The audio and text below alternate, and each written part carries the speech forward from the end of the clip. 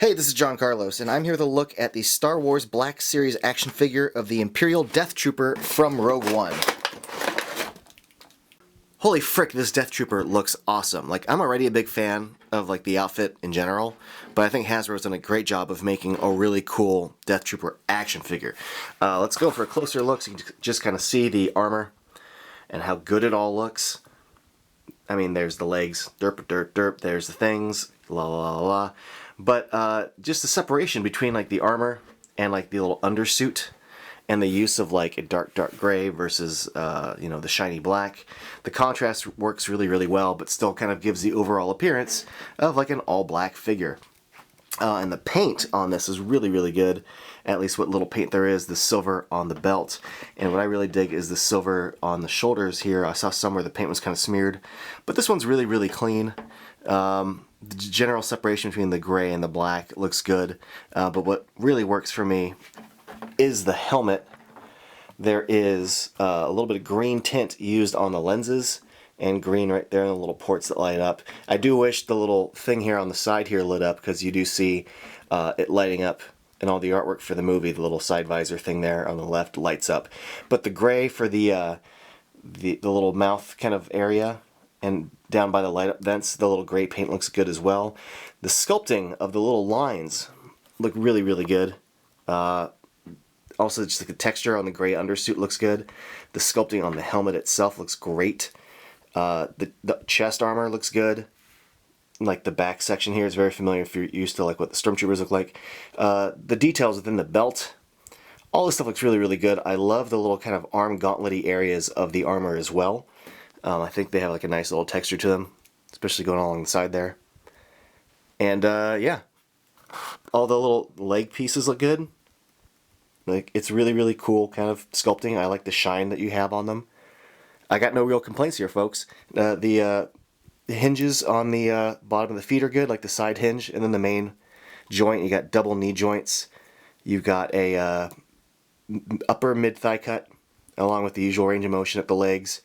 A mid-torso, do we have a waist cut here or not? No, just the mid-torso.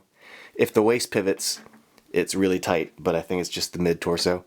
You got the hinged shoulder joint, and then you've got a, there appears to not be, there is no bicep cut, but there is a hinging, rotating elbow. You got the rotating wrist with the hinge that goes side to side on both arms. And lastly, we've got, the double ball joint for the head. Now, there are a couple of cool accessories. We've got this really awesome looking blaster. Like, I think it's such a really, really cool design. It's got a little bit of red paint there. Looks awesome. The only problem is coming out of the package. It's a little bent. No big deal, but it does kind of curve a bit. And then we have this other smaller blaster, which looks awesome and fits into the little side little holster strap, which I'll show you now. Now, this side strap is a little bit longer proportionally than it should be compared to how it is in the movie. In the movie, it's a much shorter little loop that loops around the top little scopy thing there.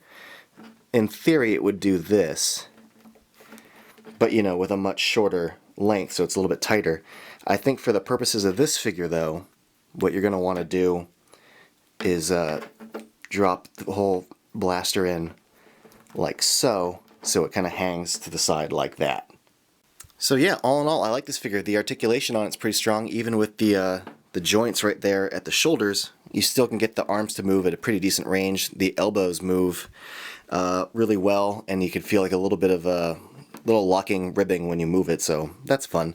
Also, the wrist articulation really does help you kind of position the blaster into some fun, little angles when it comes to the arm itself. But yeah, I dig this figure a lot. Again, I think the armor is just fantastic looking. I think the design of this figure is really well done. I think the helmet is amazing looking. I mean, if you're a fan of Deathtrooper, even if you haven't seen Rogue One yet, like me, because the movie's not out yet at the time of this review, but just as a fan of troopers and designs in general, I love this figure. I'm just trying to get the ankle a little tight there, but yeah, there we go. Love it. Can't get enough of it. Such a great design, such a cool looking figure. Really, really happy. So thanks for watching, everybody, and follow me on Instagram and Facebook and all that stuff.